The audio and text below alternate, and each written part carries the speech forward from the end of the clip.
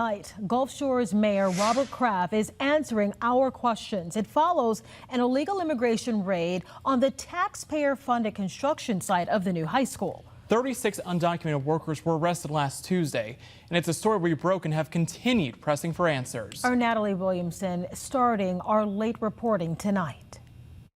Cameron Lanise, the city of Gulf Shores sent out a statement shortly after last week's raid, referring questions to the general contractor overseeing the school's construction.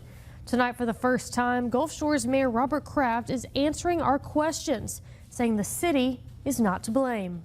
It is an issue that has to be dealt with, but it's not really our issue. That's Gulf Shores Mayor Robert Kraft responding to the illegal immigration raid that happened on June 24th at the construction site of the new Gulf Shores High School. We first broke that story after viewers called in and sent videos like these, showing the scene of what one federal agent said was chaos. One witness says some workers locked the roof hatch door to try and escape the feds, even going down a rope. 36 total undocumented immigrants arrested on this construction site. 20 had criminal backgrounds. Mayor Kraft says despite the raid, he's still confident in the general contractor who is overseeing this project, Rayburn General Contractors. I hire the right people to do the right thing, and we've done that, and we've got a high degree of confidence that the school has been built appropriately. By contract, they're responsible to make sure that everybody that works for them and their subcontractors use the E-Verify. By law, E-Verify, a software that allows businesses to check the eligibility of their workers, must be used by contractors who are working on taxpayer-funded projects in Alabama. In January, the athletic facility at the new high school collapsed. When I spoke to Special Agent in Charge for HSI in Alabama and Georgia last week, Stephen Schrank, he brought up the collapse.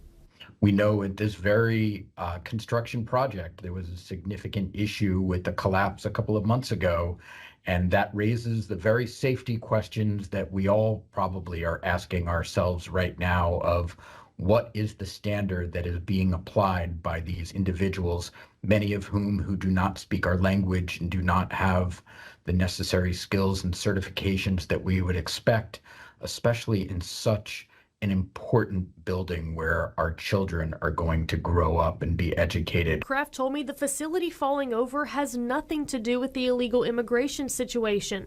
He says it collapsed after workers had to leave due to January's snowstorm and they weren't able to brace the beams properly. He says he is in full support of HSI and FBI arresting undocumented workers, but he has no responsibility in what happened.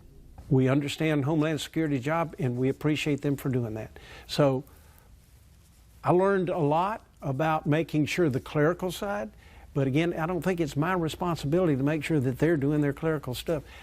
We've got a lot to do here, and to start overlooking quality, our contractors from their administrative stuff. Now, we'll monitor them on the construction, but the administrative side is something we just have to trust, and that they are doing what they need to do. Kraft says the school's completion date is still scheduled for the fall of 2026. He also says the city has taken steps to ensure the project is subject to rigorous oversight. And as for Rayburn General Contractors, the company is still refusing to do an on-camera interview. We'll keep pressing. In the studio, Natalie Williamson, Fox 10 News.